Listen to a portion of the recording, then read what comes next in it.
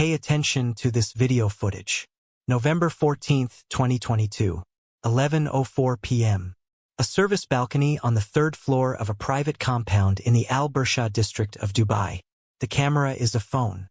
The phone belongs to Maribel Custodio, 38 years old, domestic worker, mother of two, from Leyte, Philippines.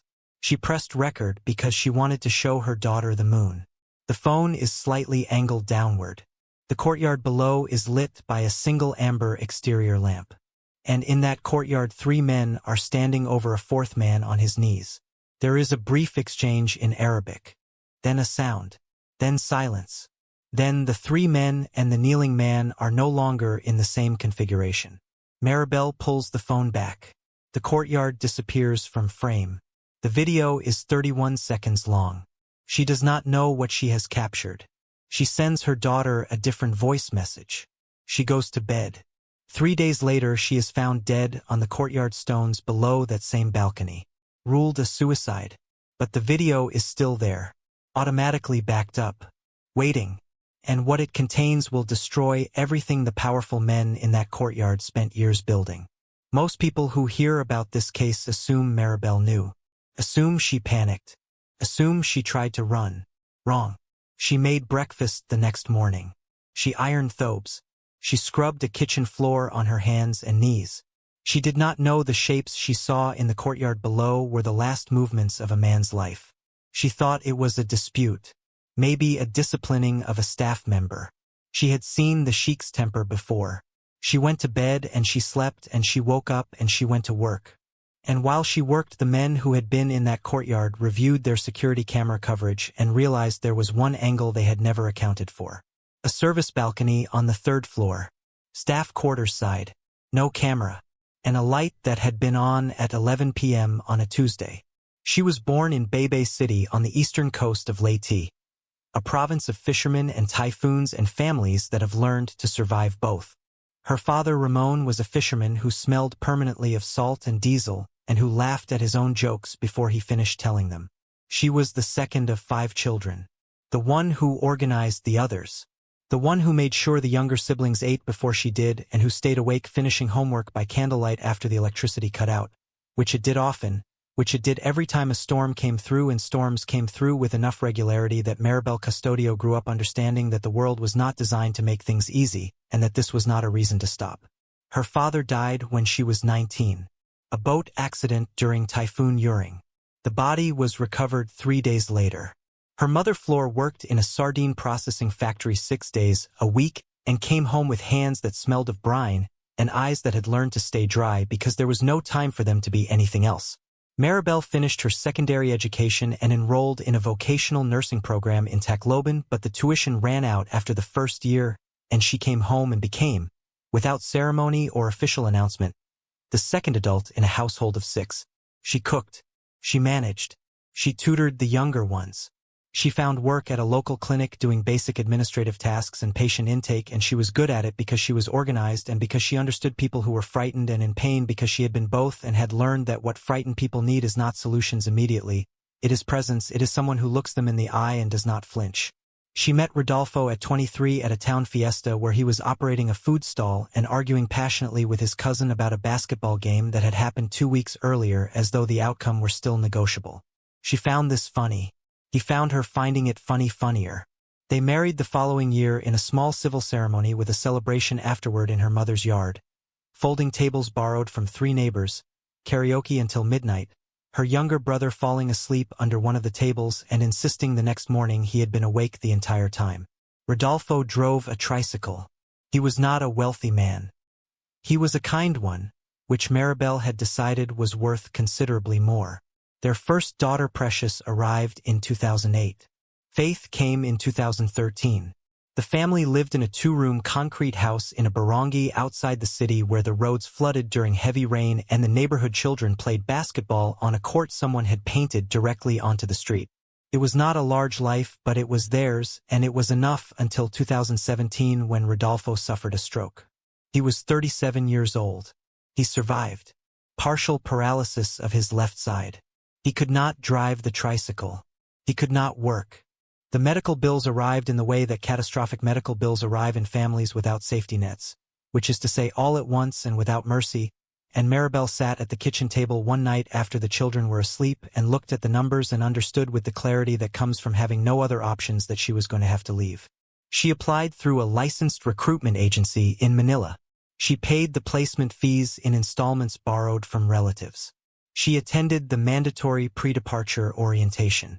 She sat in a government auditorium with 40 other women who were also leaving and listened to a presentation about labor rights and contract terms and what to do if your employer mistreats you, and she took notes because she took notes about everything and because she believed, as people who have survived difficult things often believe, that information is the closest thing to protection that exists. She departed for Dubai in October 2018. Precious was 10. Faith was 5. At the airport, Precious held her hand and did not cry until the security line separated them, and then cried completely without restraint, which is the only reasonable response to that kind of separation, and Maribel walked through the gate and did not look back because she knew if she looked back she would not be able to keep walking. The placement was with the household of Sheikh Nasser al-Fahim, a private compound in Al-Bursha, walled, gated, landscaped, larger than anything Maribel had cleaned or managed before. There were 4 domestic workers in the household.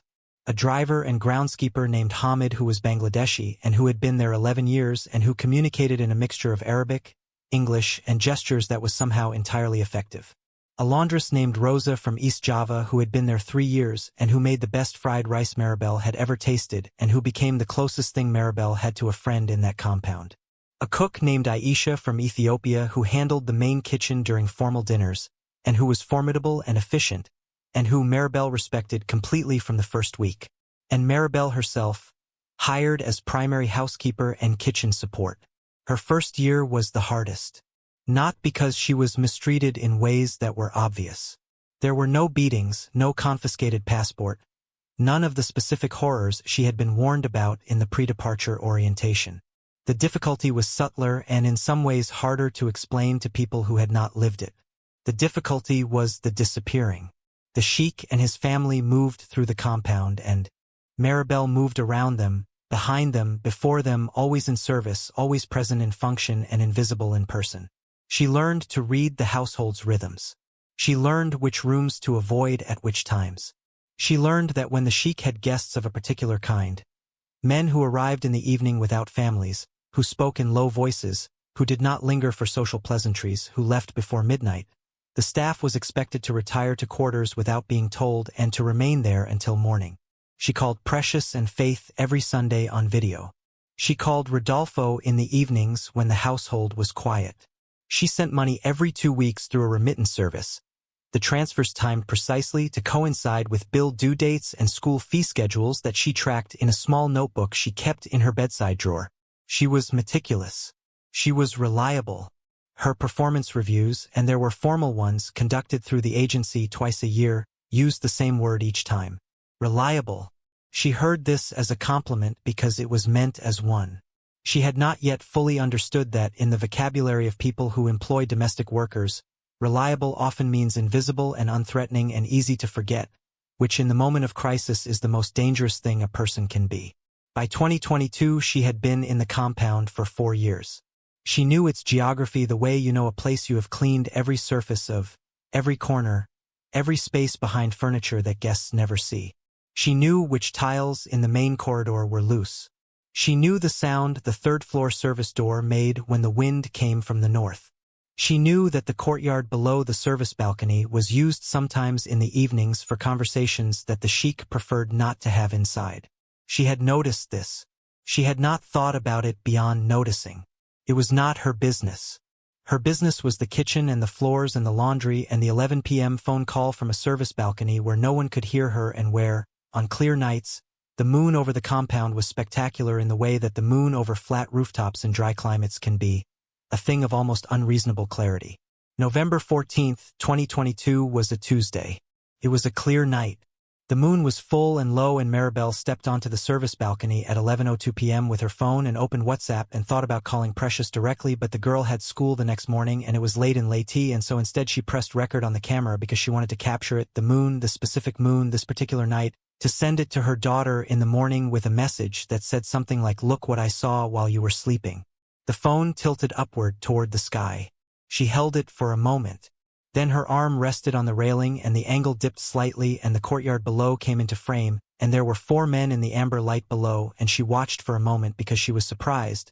The household had seemed quiet, and then she heard something, and then she saw something, and then she pulled the phone back and stood very still against the wall of the service corridor with her heart doing something she could not name, and after a long moment she went back inside and sat on her bed in her small room and told herself it was a dispute, it was a disciplining, it was something that happened in households like this one sometimes. It was not her business, it was not her business, it was not her business.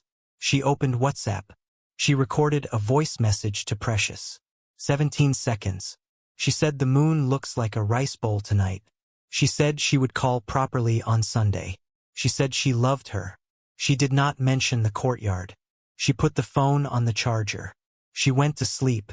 The 31-second video uploaded automatically to the shared Google Photos account she had set up 2 years earlier on Leonora's Philippine SIM, the one her sister used, the backup she had created because a woman in her online forum for OFWs had said keep copies of everything somewhere they can't reach, and Maribel had taken this advice the way she took all practical advice, seriously and immediately.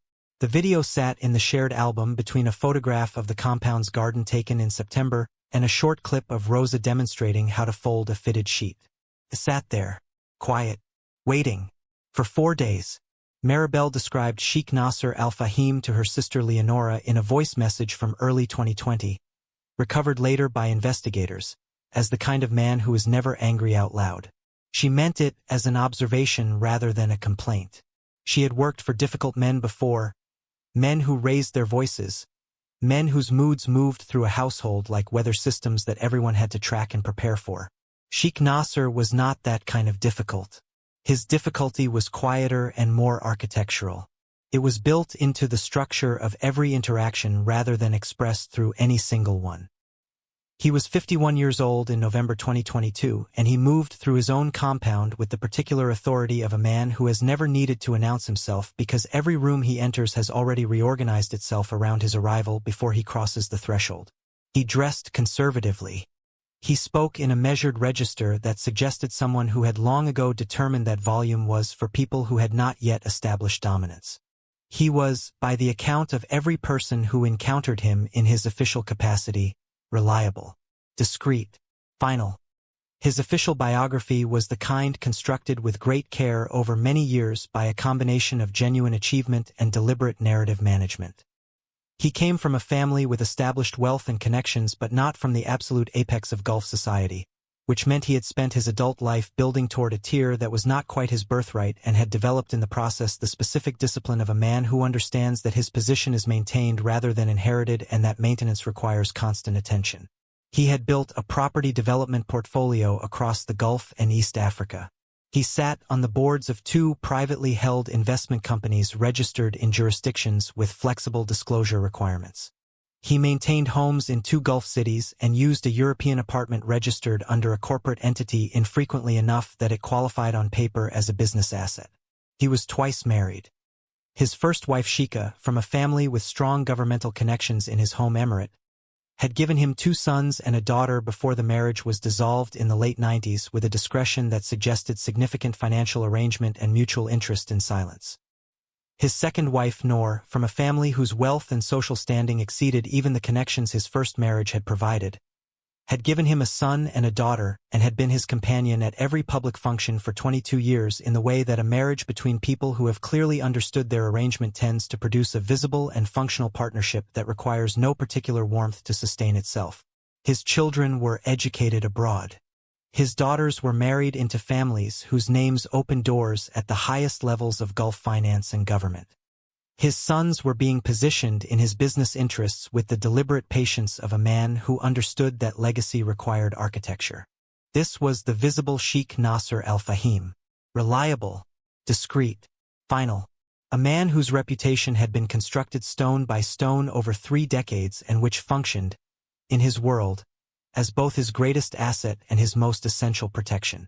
Because in the specific social and cultural geography he occupied, reputation was not merely a professional consideration. It was the load-bearing wall of everything. His marriages, his alliances, his business relationships, his standing in the mosque he attended, his son's futures, his daughter's marriages, All of it rested on the sustained credibility of the man he had presented to the world for 51 years. And underneath that presentation, maintained with the same meticulous attention he brought to every other aspect of his life, was the thing that would bring all of it down if it was ever fully seen. Her name was Celeste.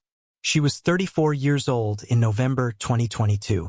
She was Filipino, from Cebu, and she had come to Dubai in 2011 as a hotel hospitality worker, young and capable, and with the particular combination of beauty and competence that attracts the attention of powerful men in cities built on the intersection of wealth and transience. She had met Sheikh Nasser at a private function in 2012 where she was working as a hospitality coordinator. The relationship that developed was not, at its beginning, different in kind from the arrangements that exist in every wealthy city in the world between men of means and women without them, arrangements that run on a currency of money and access and the particular kind of attention that powerful men know how to deploy when they want something. But it did not stay that kind of arrangement. Or perhaps it did, and Celeste understood it with a clarity that the Sheikh was not fully prepared to acknowledge even to himself. By 2014 she was living in an apartment in a residential district of Dubai that was registered under one of his corporate entities. By 2015 she was no longer working. By 2016 she had moved to a quiet city in Southeast Asia, not the Philippines, a deliberate choice, a city where she knew no one and where no one would recognize either of them, and she had moved there because she was pregnant and because Sheikh Nasser had made it clear, with the same calm precision he brought to every consequential decision, that the child could exist but could not exist here. The boy was born in March 2017. His name was Daniel. He was 5 years old in November 2022, living with his mother in a mid-sized apartment in a residential neighborhood of a city that appears in no official record connected to Sheikh Nasser Al Fahim. The Sheikh visited 3 times a year. He stayed for between 4 and 7 days each visit. He arrived without security, without staff, without the architecture of his public life. Celeste told a human rights investigator 2 years later that during those visits he was a different person. Not a better person necessarily, she was careful about that qualification, but a different one. Quieter in a different way. Present in a way he apparently was not capable of being in his other life. She said Daniel called him Baba, and that the Sheikh's face when the boy called him that was the only time she had ever seen something uncontrolled in him. She said this without sentimentality. She said it as a person describing a fact. The financial mechanism supporting this parallel life ran through a specific set of transactions that were managed, on the Sheikh's behalf, by a man whose role within the broader network of the Sheikh's affairs was precisely this: the movement of money that could not be moved through any channel connected to the Sheikh's name or entities. This man handled the apartment payments, the monthly support transfers, the travel arrangements for the visits, the medical expenses, the child's education fund that had been established in a local institution under Celeste's family name. He was the single point of connection between Sheikh Nasser Al Fahim's visible financial life and the invisible one. He knew everything. He had known everything for 6 years. And he had, in the months before November 14, 2022, begun to feel that the arrangement he was part of had become dangerous in a way that his position within it did not adequately protect him against. The specific threat he had identified was legal rather than physical, at least initially. The boy Daniel, now 5 years old, existed. He was a biological son of Sheikh Nasser Al Fahim. Under the legal frameworks of the Sheikh's home jurisdiction, an illegitimate child's claim to inheritance was not automatically void. It was complicated, contested, dependent on acknowledgement and documentation, but it was not impossible, and the existence of documentation, specifically the financial records that traced 6 years of support payments from the Sheikh's accounts to Celeste's household, constituted a form of implicit acknowledgement that a skilled lawyer in the right jurisdiction could work with. This was the file the man had been assembling, not as an aggressive legal strategy, as insurance. The insurance of a man who understood that his value to the Sheikh was his silence and his competence, and that the day either of those things became inconvenient, his position would change very quickly. He had transferred the file to a lawyer in a northern European city with a cover message that said simply, "If you do not hear from me within 90 days of this date, open the attachment and use your judgment." He had done this in September 2022. By November he had made the additional error of allowing the Sheikh to learn that the file existed. This is what the courtyard conversation was about. Not a general financial network, not a clearing mechanism for undocumented transactions, not the movement of money for 14 unnamed clients across 6 jurisdictions. Those things existed as a secondary architecture, a parallel operation that the Sheikh ran through the same relationships and the same mechanisms. But the conversation on the night of November 14th was about Daniel. It was about Celeste.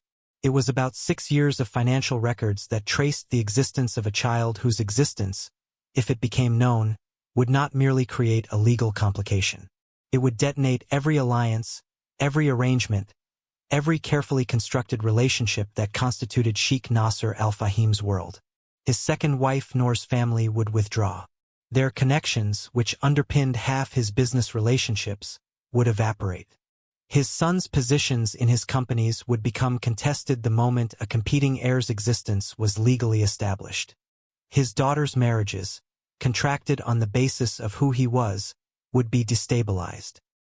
His religious standing in the community he had cultivated for decades would be destroyed not by the existence of the child, which could perhaps be managed, but by the 6-year concealment of it, which could not. He was not simply a man with a financial secret. He was a man whose entire identity, as husband, father, businessman, community figure, the reliable and discreet and final Sheikh Nasser al-Fahim, was constructed on the non-existence of a 5-year-old boy named Daniel who called him Baba and whose face made him lose control of himself in a way that nothing else in his life ever had. The man on his knees in the courtyard had made the error of believing that possessing this information made him safe.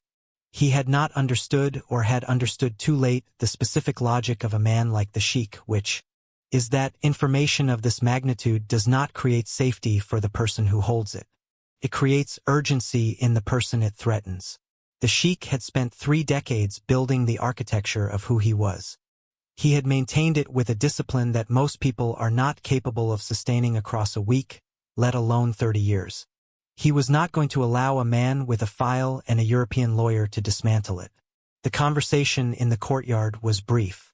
It was, by the account of the only living witness, in Arabic, composed of perhaps 40 words total before the sound that ended it. 40 words to close a chapter that had begun 6 years earlier when a man accepted a role that gave him access to the most dangerous secret in his employer's life.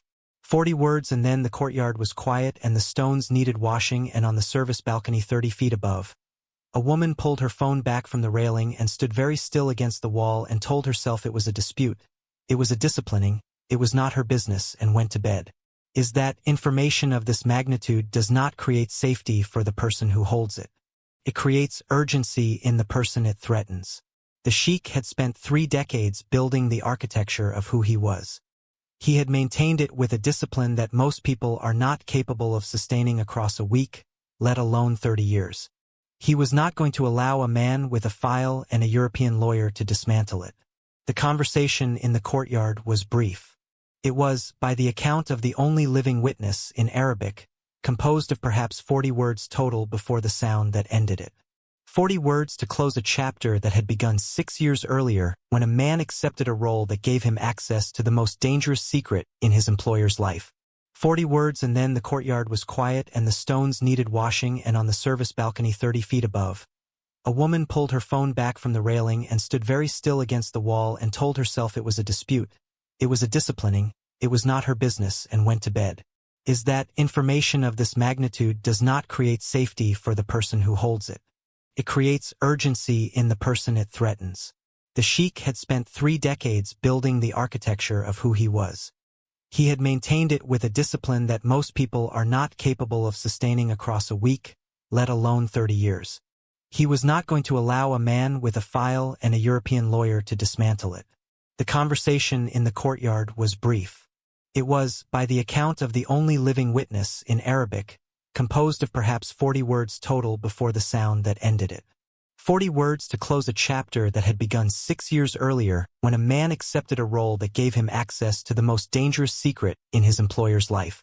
40 words, and then the courtyard was quiet and the stones needed washing, and on the service balcony 30 feet above, a woman pulled her phone back from the railing and stood very still against the wall and told herself it was a dispute. It was a disciplining, it was not her business, and went to bed. The Sheikh deleted the video from her phone. She watched him do it. He handed the phone back across the desk.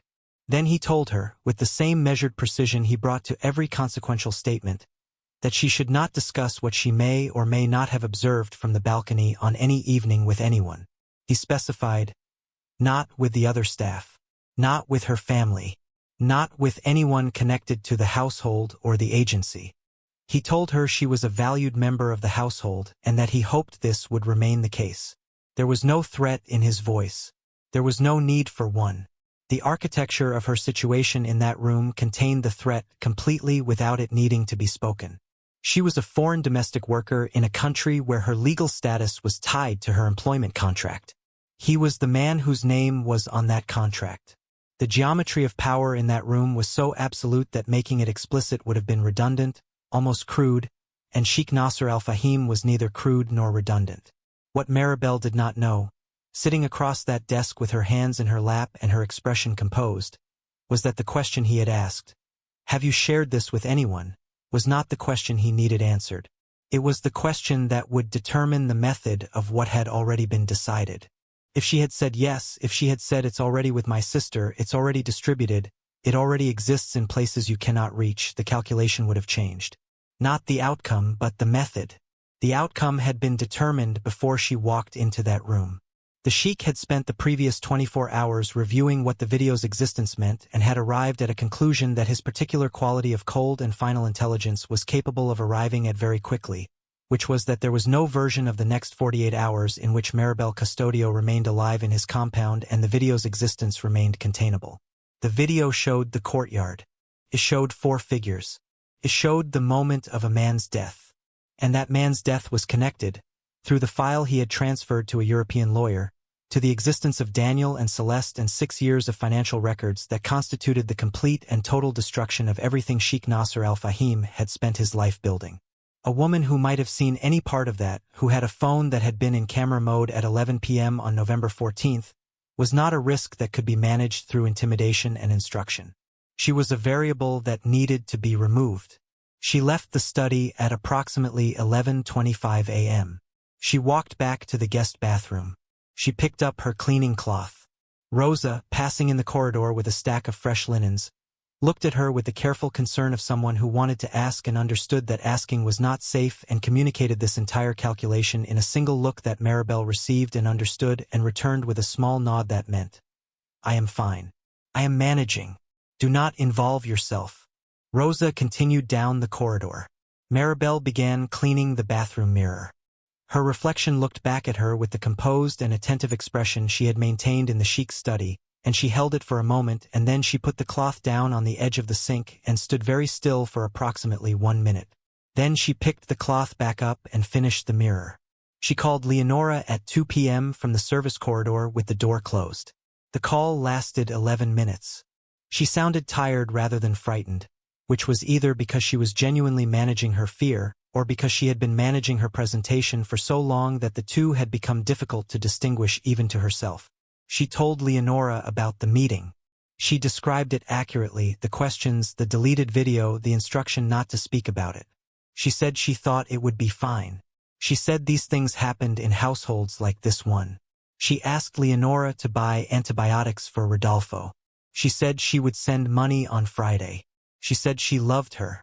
She ended the call without mentioning the automatic backup, because she had still not remembered it, which will be the detail that Leonora will return to for years afterward.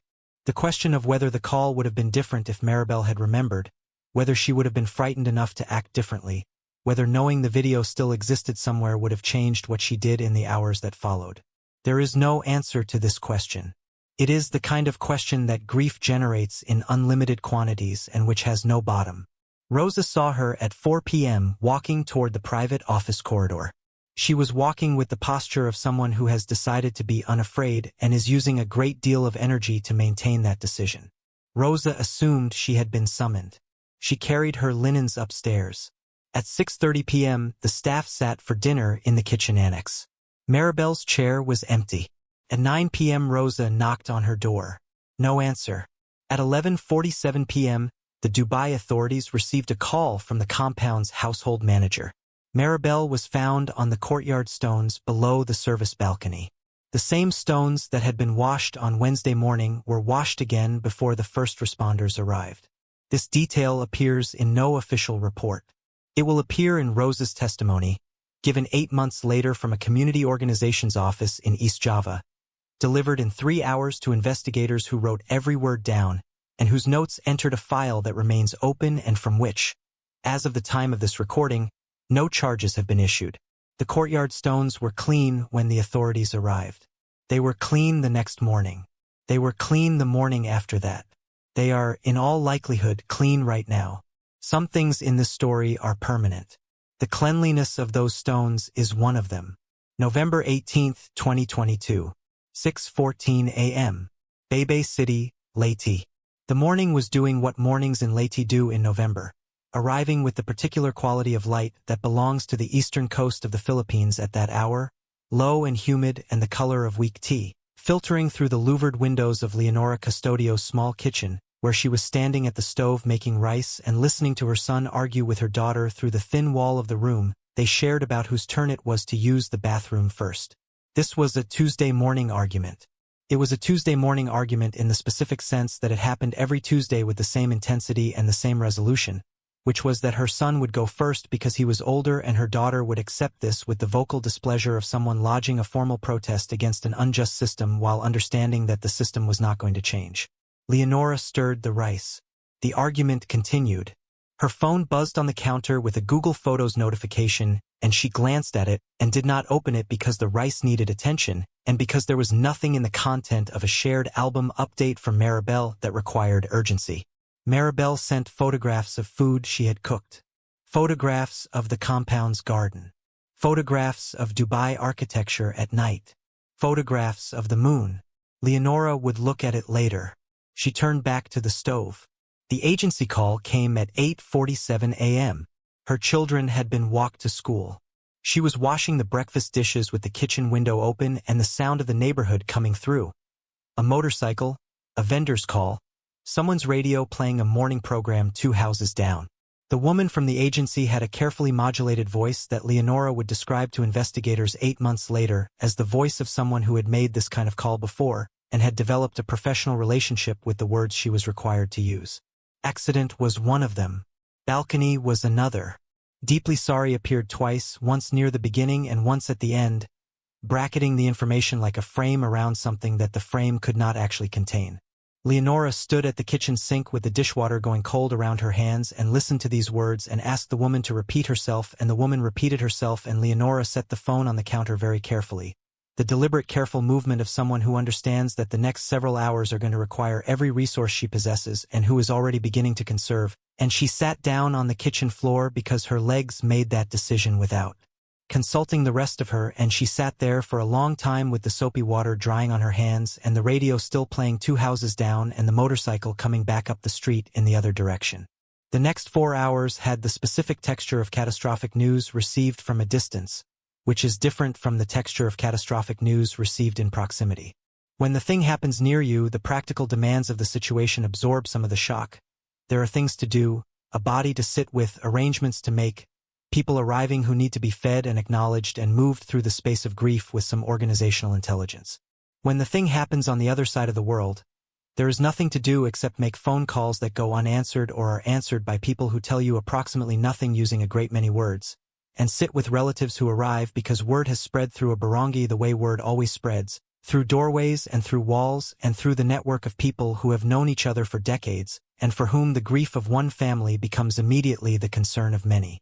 Leonora's husband Dante came home from work within the hour, his face already carrying the information before she spoke because Leonora's sister-in-law had called him before Leonora had the presence of mind to do it herself. Her mother Flora arrived from 2 streets away with her rosary already in her hands, which was the correct response and the only one available to a 70-year-old woman whose daughter had just called to say that her other daughter was dead in Dubai.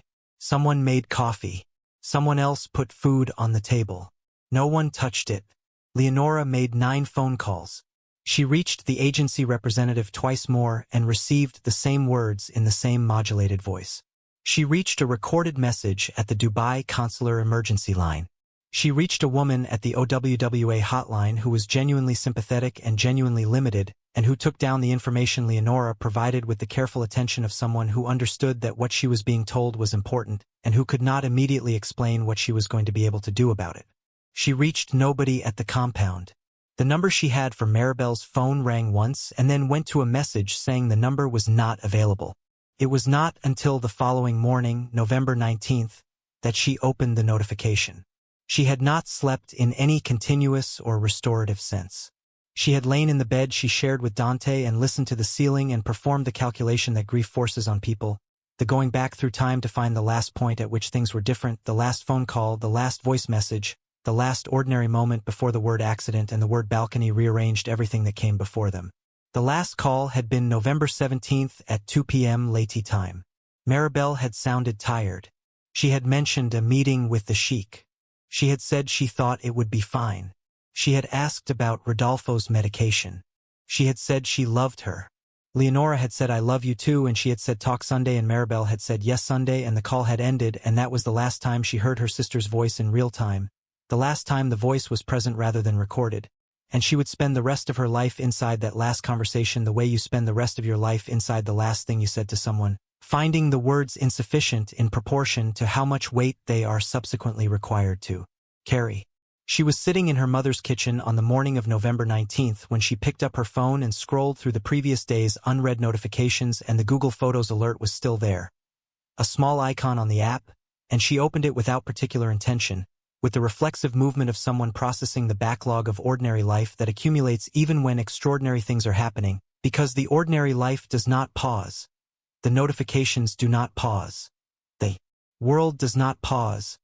It simply continues alongside the catastrophe with the indifferent persistence that makes grief so exhausting.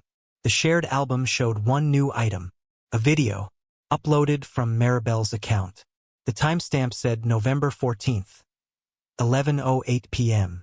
For days before the agency called.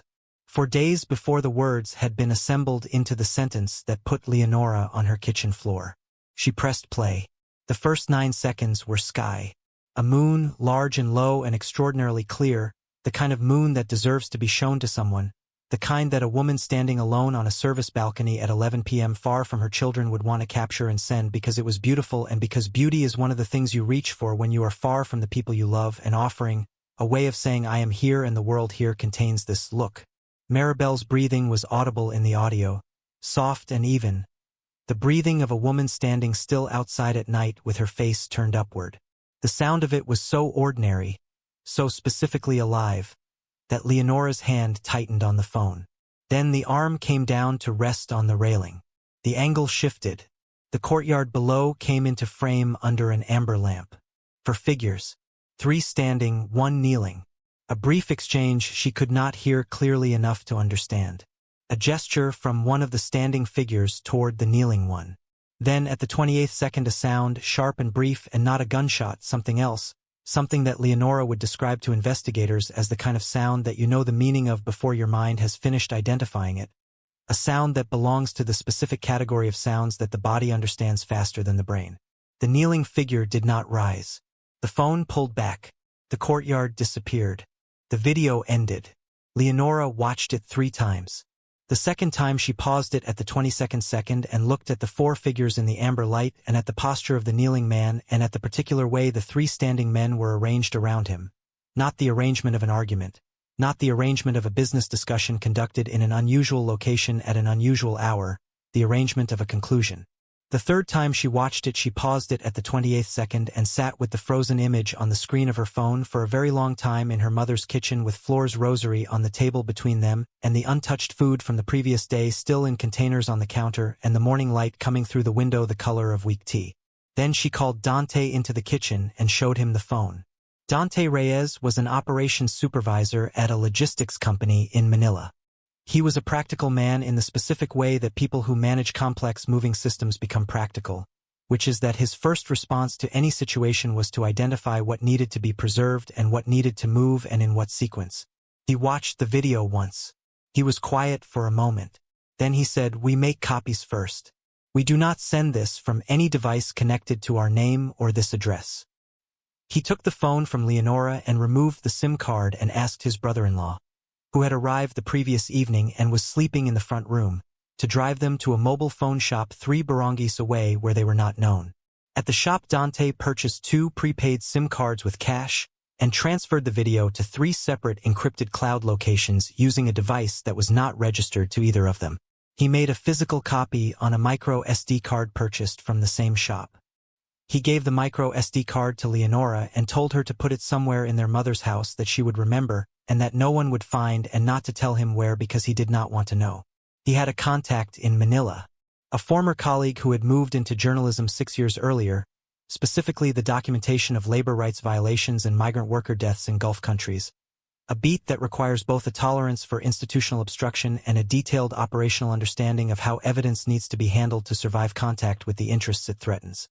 Dante called this contact from the prepaid SIM. He described the video's contents without sending it. The contact was quiet for a moment and then said, "Do not send it digitally until I tell you how. Come to Manila. Bring Leonora." They arrived in Manila on November 21st.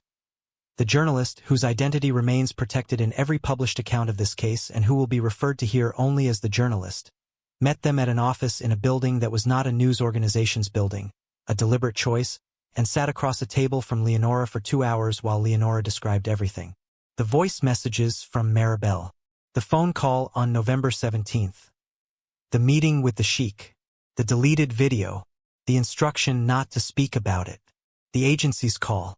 The words accident and balcony. The Google Photos notification. The 9 seconds of sky and the moon and the breathing, and then the courtyard and the 4 figures and the sound. The journalist took notes by hand, not on a device, and asked questions with the precise economy of someone who has conducted many interviews of this nature and understands that the most important thing she can offer the person across the table is the quality of attention, which is to say, complete, unhurried, and without the performance of sympathy that can make a grieving person feel managed rather than heard. Then she watched the video. She watched it 4 times. After the 4th time she sat back and looked at Leonora and said, "I know who the Sheikh is. Not from financial crime reporting, not from the undocumented transaction networks that she had heard his name connected to through other sources, but from a separate thread of investigation she had been pursuing for 8 months into the welfare of a Filipino woman living in a city in Southeast Asia who had been placed there by a Gulf employer and who had been effectively disappeared from the official record of that employer's life in the specific way that women in her situation are. Disappeared, through the careful removal of any documentation connecting them to the man whose name does not appear on any lease, any utility account, any medical record, any school enrollment form associated with her household, but whose money funds every one of those things through a mechanism designed to leave no trace. She had a name, Celeste. She had a city. She had been trying for 8 months to find the door into the story of Celeste and the child and the Sheikh, whose name had appeared in 3 separate conversations with 3 separate sources who all went quiet when pressed for documentation. The video was not the door into that story. The video was the entire wall coming down. Because the man on his knees in the courtyard, whose identity the journalist did not yet know but whose presence in that specific location at that specific hour she understood immediately as connected to the financial mechanism that kept Celeste's household funded and invisible, was the thread that ran between the Sheikh's public life and his secret one. And Maribel Custodio, standing on a service balcony at 11 p.m. with her phone angled at the moon, had recorded the moment that thread was cut. Within 72 hours of Leonora pressing play in her mother's kitchen, the video existed in 11 separate locations across 3 continents. The journalist had made 3 copies on 3 encrypted drives before contacting anyone official. She had contacted the OWWA with a formal inquiry and documentary evidence. She had contacted the Gulf Monitoring Division of an international human rights organization whose investigators had been documenting migrant worker deaths in the region for 11 years, and who received her call with the particular quality of attention that organizations give to cases where the evidence is strong enough to move the needle on something they have been pushing against for a long time. She had contacted her European colleague, a financial crimes and investigative journalist based in a northern European capital who had been trying to find the documentary foundation for a story about undocumented wealth movement connected to a Gulf businessman for 2 years, and who, when the journalist described the video and the name and the connection to Celeste and the child, was quiet for a long moment and then said, "I have been waiting for this. I have 14 months of financial thread that I could not attach to anything. This attaches it." Sheikh Nasser Al-Fahim's legal team successfully deleted the video from the original shared Google account on November 21st, the same day Leonora and Dante arrived in Manila. Leonora received a notification on her phone informing her that the shared album had been removed due to a terms of service violation. She read the notification. She looked at Dante. He looked at her. Neither of them said anything because there was nothing to say that the notification had not already said, which was that the Sheikh's team had found the account and removed what they believed was the only remaining copy of the video, and that they were 4 days too late and did not know it. The deletion was not an erasure. It was a confession. It was the digital equivalent of washing the courtyard stones twice in 3 days. A cleaning that announces rather than conceals the thing it is trying to hide. The journalists and the investigators and the Human Rights Organization and the European Financial Crimes Reporter all noted the deletion date in their records. November 21st. 1 week after the recording. 3 days after Maribel's body was found. The sequence is its own document. It requires no interpretation. It simply sits in the record and states what it states. The dead man's identity was established 11 months into the investigation through dental records cross-referenced with a missing persons report filed in a North African country by a family who had not heard from their son in 3 weeks and who had been told by his employer, when they called to ask, that he had resigned his position and relocated for personal reasons and that the employer had no further information. His name was Karim. He was 41 years old. He had worked for Sheikh Nasser al-Fahim for 9 years in the specific capacity of financial facilitator, the man whose function was the movement of money between the Sheikh's visible accounts and the invisible household in Southeast Asia. He was the only person, besides the Sheikh and Celeste, who knew the full architecture of the arrangement. He knew Daniel's name. He knew Daniel's birth date. He knew the name of the school whose enrollment form Celeste had filled in under her family name in September 2022.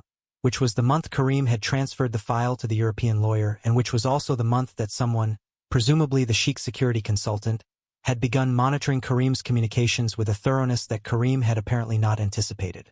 By November he had made the error of attempting to negotiate.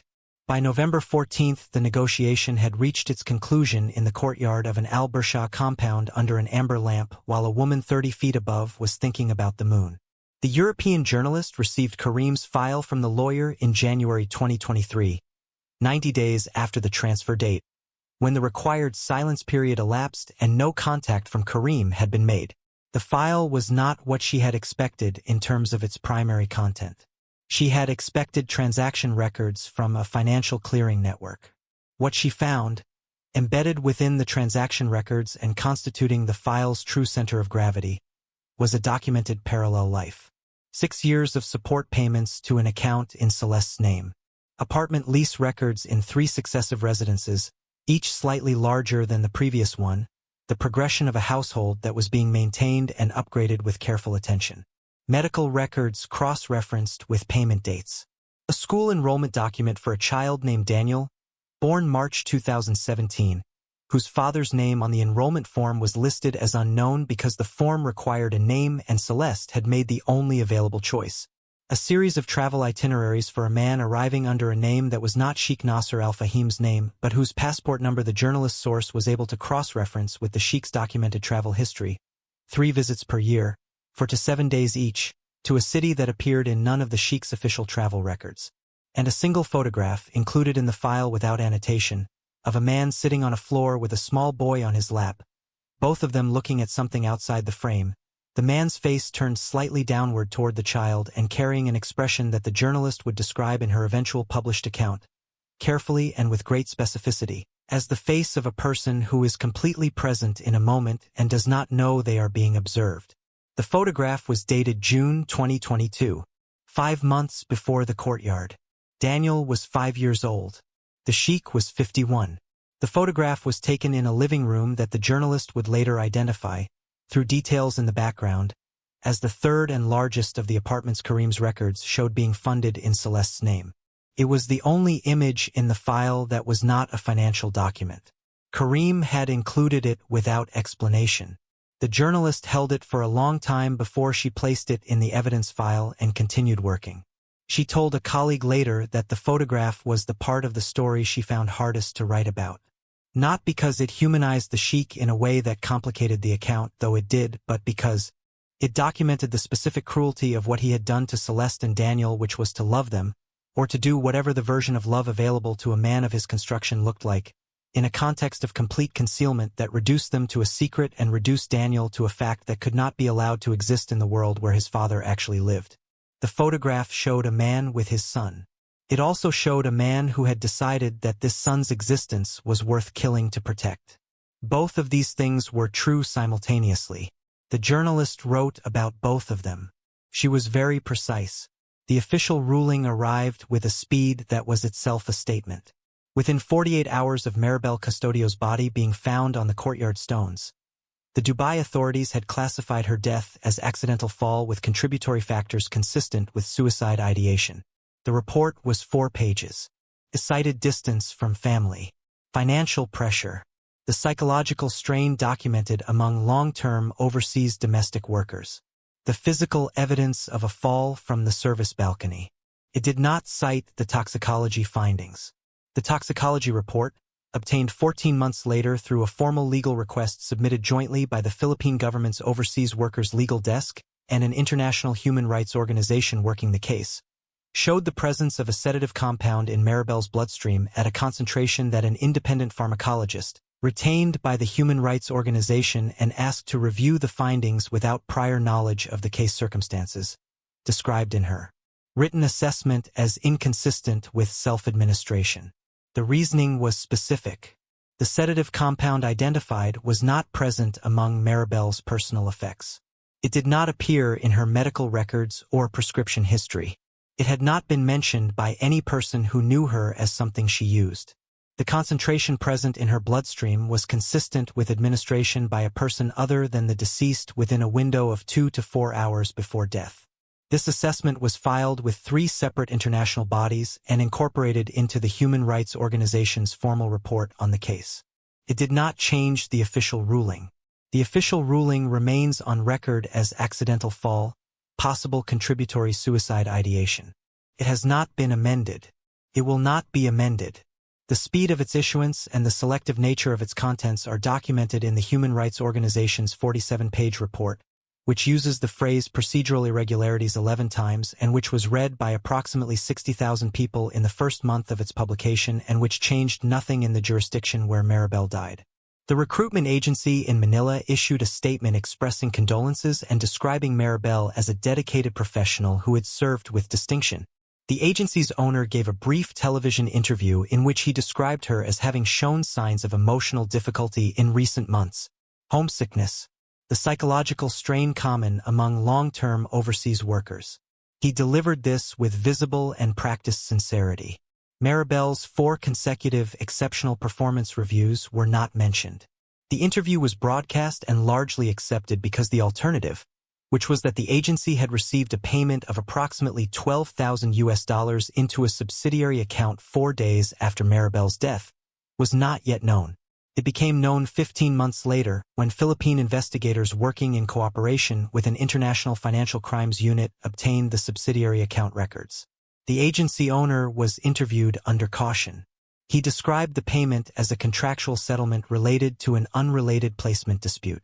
No documentation supporting this explanation was produced.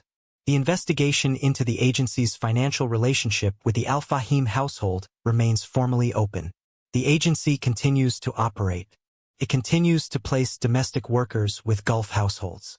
Its website describes its commitment to the welfare and safety of every worker it places. The statement has not been updated. Rosa was deported on December 3, 2022, 16 days after Maribel's death. She was given 4 hours notice, a one-way ticket, and no explanation beyond the standard contractual language about employment termination that in the legal framework governing domestic workers in the region requires neither reason nor appeal process. She was not interviewed by Dubai authorities before her deportation. She had been present in the compound on the day Maribel disappeared. She had been, investigators would later establish, the last person to see Maribel alive who was not involved in what happened to her afterward. She had seen Maribel walking toward the private office corridor at 4 p.m. on November 17. She had seen the empty chair at the staff dinner table. She had heard a sound at 11:30 p.m. from her room in the staff quarters that she had told herself was nothing, and had continued to tell herself was nothing for 8 months, because the alternative required completing a sentence about what she should have done, and she was not yet ready to complete it. Rosa gave her testimony to human rights investigators 8 months later from a community organization's office in her home province in East Java. She sat at a wooden table with a glass of water she did not touch and spoke for 3 hours with the careful and exhaustive honesty of a person who has been carrying something for a long time and has finally found the right place to set it down. Her testimony was included in the formal case report. It was not admitted as evidence in any criminal proceeding because no criminal proceeding regarding Maribel's death has been initiated in any jurisdiction with the authority to reach the man responsible. The Philippine Overseas Workers Welfare Administration opened a formal inquiry in December 2022 under pressure from migrant rights organizations and the video's viral circulation, which had reached an estimated 4 million views across multiple platforms before a coordinated content removal effort, itself subsequently documented by digital rights organizations, reduced its visibility. The inquiry sent 3 formal requests for cooperation to Dubai authorities. The first received an acknowledgement of receipt. The second and third received no response. The inquiry's investigators were capable and genuinely motivated and operating with a caseload that would have been unreasonable for twice their number. Their jurisdictional reach ended precisely at the point where it became useful, which is to say at the border of the country where Maribel had died and where the man responsible for her death continued to live and employ domestic workers who retired to their quarters when guests arrived and who had learned, or would learn, to be invisible in the complete and total sense. The fracture in Sheikh Nasser al-Fahim's architecture came not from official channels but from 2 simultaneous pressures that converged in a way he had not anticipated because he had not known they existed in parallel. The first was the European financial journalist's publication of her investigation in March 2023, 4 months after Maribel's death. The article was long, meticulously documented, and published in a European outlet with a readership concentrated in the financial and regulatory communities where Sheikh Nasser's name carried operational weight. It described the financial clearing network. It documented the transaction records from Karim's file. It named 14 individuals whose money had moved through the network across 6 countries and a combined undocumented volume exceeding $340 million. It was the kind of article that does not generate public outrage but generates institutional consequences, the kind that causes compliance officers in banks and regulatory bodies to open files and begin asking questions that do not have comfortable answers. The second pressure was quieter and more personally devastating. The European journalist had shared Celeste's documentation with a legal specialist in the Sheikh's home jurisdiction, a specialist in family law and inheritance cases involving undocumented relationships, and that specialist had provided a written assessment of Daniel's legal position that was included in an annex to the published investigation. The assessment was technical and precise, and its implications were catastrophic. Daniel was 5 years old. He was the biological son of Sheikh Nasser al-Fahim. The financial records documenting 6 years of support payments from the Sheikh's accounts to Celeste's household constituted, under the legal analysis provided, a form of implicit acknowledgement whose weight a skilled lawyer in the right jurisdiction could pursue. The Sheikh's legitimate sons stood to have their inheritance positions complicated by a competing claim. His daughter's marriage alliances, contracted on the basis of his family's standing and integrity, were destabilized by the revelation of a 6-year concealment. His second wife Noor's family, whose connections underpinned half his business relationships and whose social standing he had spent 2 decades cultivating, withdrew from public association with him within 3 weeks of the article's publication with the speed and completeness of people who had been waiting for a reason and had now been given one that was both irrefutable and useful. His eldest son issued a statement through a lawyer. His second son declined comment through a different lawyer. His daughters did not issue statements, but their husbands' families made their positions known through the specific social mechanisms available in communities where public statements are considered crude and the withdrawal of presence communicates everything that needs to be communicated. The mosque he had attended for 20 years. The charitable committees whose meetings he had chaired. The social functions where his name had appeared on the host list as a matter of course for 3 decades. The withdrawal from all of these things was not dramatic. It did not announce itself. It simply happened gradually and completely, in the way that social standing collapses when the people who constituted it decide that their own association with it has become costly. Sheikh Nasser al-Fahim's assets in 2 European jurisdictions were frozen in October 2023 as a consequence of the financial crimes investigation. His name appeared on an international watch list. Two board positions became untenable. The network was gone. The clearing mechanism was gone. The financial architecture he had maintained through a decade of meticulous management and the specific kind of violence that leaves no official record had been dismantled not by a criminal conviction but by the convergence of a dead man's insurance file and 31 seconds of footage recorded by a woman who was looking at the moon. He has not been charged in connection with Maribel's death. He has not been charged in connection with Kareem's death. He has not been charged in connection with the financial network. He remains in the Gulf. He remains free. His passport has not been restricted in any jurisdiction with the authority to restrict it. The financial crimes investigation is ongoing. Celeste was contacted by the Human Rights Organization in February 2023 and offered legal support and relocation assistance. She accepted the relocation. Daniel is 7 years old. He is in school. His enrollment form still lists his father as unknown. Whether this will change through any legal process currently in motion is a question that has no answer at the time of this recording.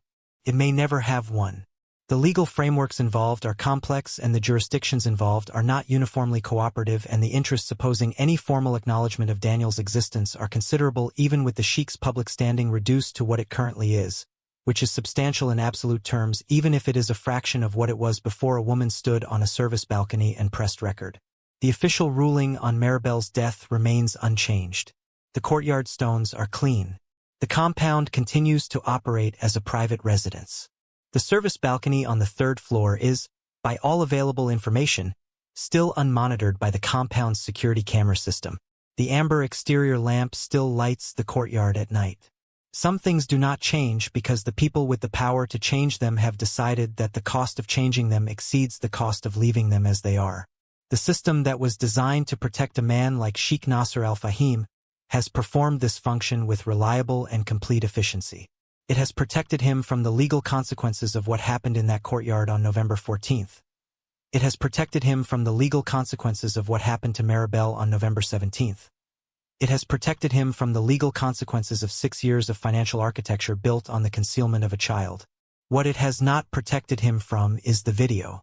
What it has not protected him from is Leonora sitting on a kitchen floor in Bay City and Dante buying prepaid SIMs with cash, and a journalist in Manila who had been waiting 8 months for a door, and a European journalist who had been waiting 2 years for a thread she could attach to something, in Kareem, who understood that the only thing that outlasts the powerful is documentation, and who transferred his file 90 days before he knelt on clean courtyard stones under an amber lamp and ran out of time. What the system could not protect him from was the 9 seconds of sky before the phone tilted down. What it could not protect him from was a mother who wanted to show her daughter the moon and who backed up everything because a stranger in an online forum told her to keep copies somewhere they cannot reach. The system is very strong. It is also, as it turns out, not stronger than that. Rodolfo Custodio learned his wife was dead from Leonora before the agency called. He was sitting in the front room of their house in Bay City watching a nature documentary about migratory birds, which he had developed a deep interest in since the stroke. He said they were calming. He said watching creatures navigate enormous distances by instinct alone was something he found instructive. Leonora arrived at the door, and he saw her face before she said a word, and he reached over and turned off the television because he understood from her expression that whatever was coming next should not arrive over the sound of anything else. He has not spoken to journalists or investigators or documentary makers since the first week after her death, when a television crew arrived outside and he stood in the doorway in his good shirt and said, with the careful economy of a man who has chosen each word as though it may be the